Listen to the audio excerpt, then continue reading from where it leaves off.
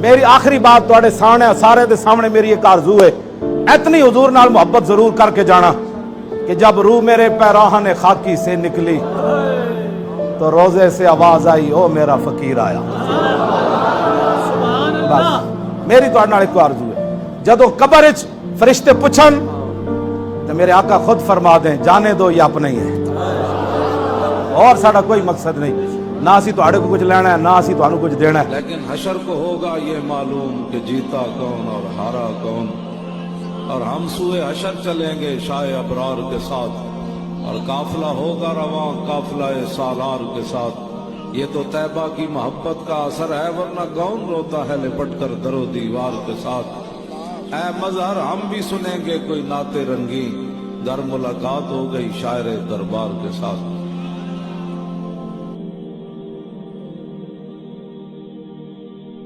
علامہ خادم حسین رضوی، امیر غیرت، امیر المجاہدین۔ یہ پیر مہر علی شاہ صاحب کا دور تھا، ایک قادیانی جس نے حضور صلی اللہ علیہ وسلم کی ناموس پر حملہ کیا۔ اس کو لگام دینے کے لیے پیر صاحب اپنا آستانہ چھوڑ کر اس کی طرف نکلنے لگے۔ آپ کے شاگردوں نے کہا حضرت آپ کہاں جا رہے ہیں؟ پیر صاحب نے کہا اس قادیانی کو جواب دینے۔ شاگردوں نے کہا آپ کے ویسے ہی مصروفیات بہت ہیں، آپ کو درس و تدریس اور دینی کام سے ہی فرصت نہیں ملتی، آپ کے پاس ویسے ہی وقت کم ہوتا ہے اور آپ اتنا دور جا رہے ہیں۔ پیر صاحب نے کہا جن کا دین میں صبح شام پڑھاتا ہوں، آج ان کی عزت پر پہرا دینے کا وقت ہے اور تم کہتے ہو کہ میں اپنے گھر پر بیٹھ جاؤں؟ سن لو، ایسی بغیرت فقیری مجھ سے نہیں ہوتی۔ یہ کہہ کر پیر صاحب نکلے اور اس قادیانی کا مقابلہ کیا۔ 2011 میں جب سلمان طاسی نے تحفظ ناموس رسالت کے قانون کو برا کہا، تب خادم حسین رضوی اور ان کے شاگرد علماء نے سخت مذمتی بیان دیا۔ اپنی تقاریر، اپنے جلسوں اور اپنی کتابوں کے ذریعے حضور صلی اللہ علیہ وسلم کی عظمت کو بیان کیا، اور جب سلمان تاثیر باز نہ آیا تو ملک ممتاز قادری جو اسی کا سیکیورٹی گارڈ تھا اس نے اسے قتل کر دیا۔ ممتاز قادری کو اس قتل کرنے کے جرم میں قید کر لیا گیا۔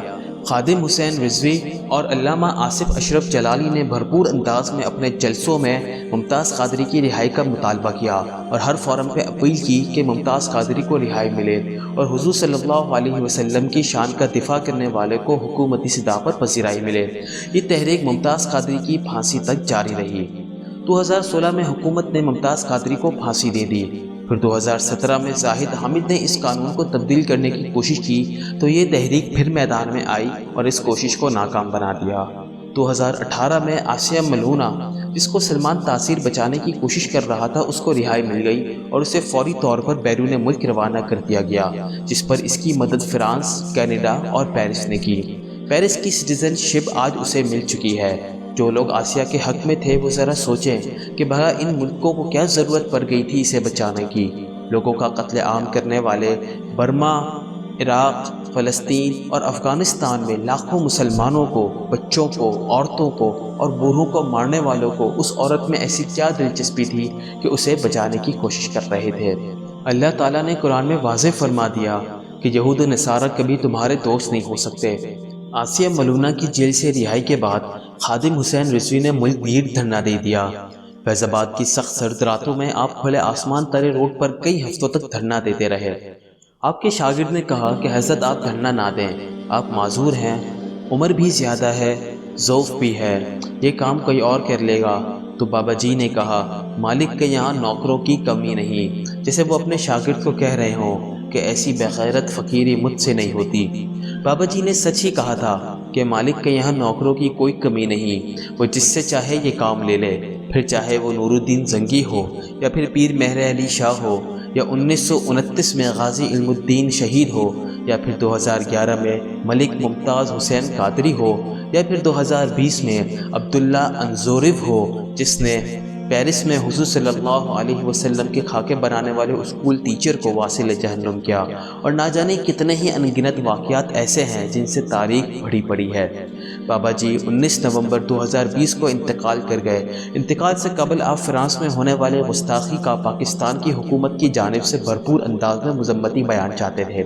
آپ چاہتے تھے کہ فرانس ایمبیسی کو بند کیا جائے اور فرانس سے جس قدر بھی تعلقات ہیں وہ تمام تر تعلقات ختم کیے جائیں اور فرانس کا حکومتی سطح پر بائیکاٹ کیا جائے۔